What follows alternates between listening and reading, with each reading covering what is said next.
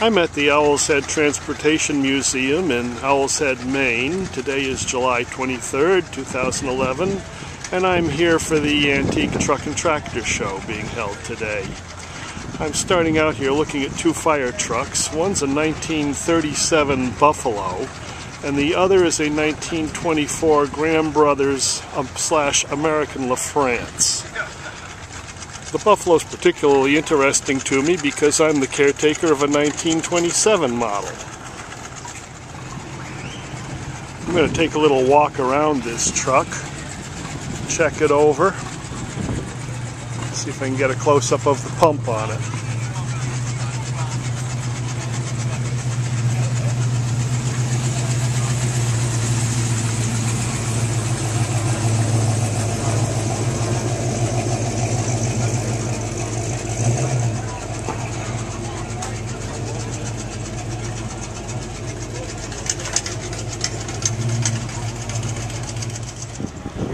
I'm looking at a 1956 Oshkosh set up for plowing.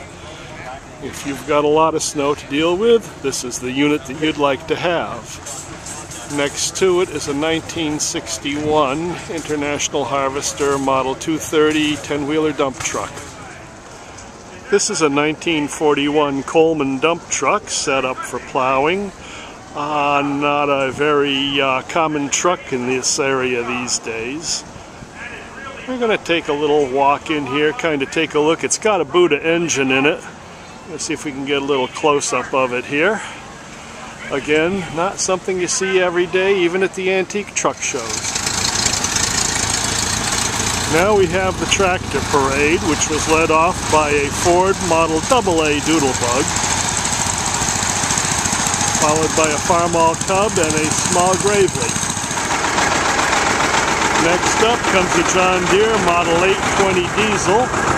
Those of you who've watched others of my videos know I'm kind of partial to the John Deere 2-cylinders.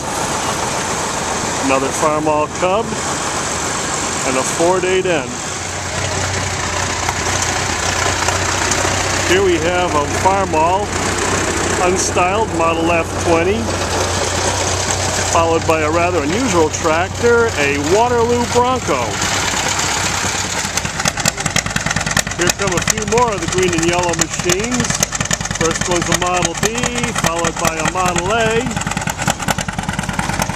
and followed up by another Model B.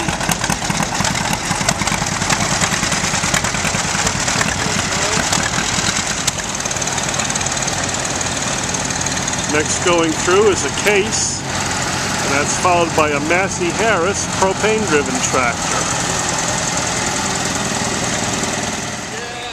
Right now I'm looking at a piece of equipment that I'm not terribly familiar with. It's a Warco motor grader. I've seen other graders of this style, but I'm really not familiar with the Warco brand.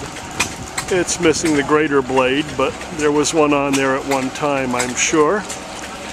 I'm coming around this way. I don't know if this is going to show up in the video or not, but this has got a rather unique method for starting the engine. Since you couldn't get to the front of the engine to crank it, they put a gear drive right-angled box on it so you could hitch the crank on it from the side and get it going. Seems to be a good day for the out of the ordinary here at Owl's Head. This is a railroad winch being driven by a 4-cylinder Continental engine.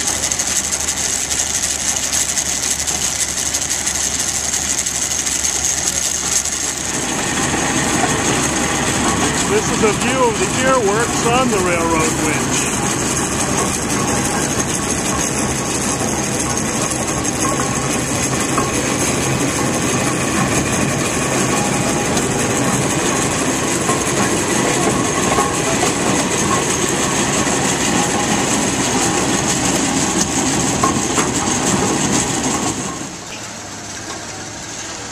Just happened to be in the right place at the right time to catch a shot of the Buffalo from 1937 on the move.